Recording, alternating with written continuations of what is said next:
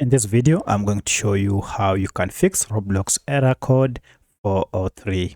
If you find this video helpful, I'll kindly request that you support me by liking the video and also by subscribing to this channel. So if you are getting an authentication failed error, it's pretty simple. Just go to your desktop where you have your Roblox player app and then go to search here. Now under this, just type run and click on it. Then on run here, go ahead and then type data like that and then click on OK. From this, go to local, and under local, go ahead and find Roblox file. If you can't see it, you can also just search here. For my case, mine is here. So go ahead and right click on it, then delete it, and this will delete the whole program.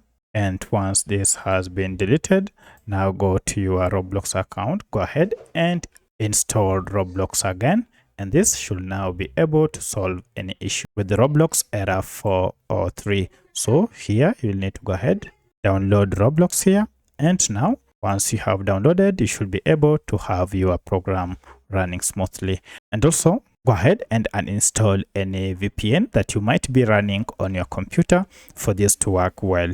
If you have any other question, kindly let me know in the comment section. Otherwise, thanks for watching and let's meet in the next video.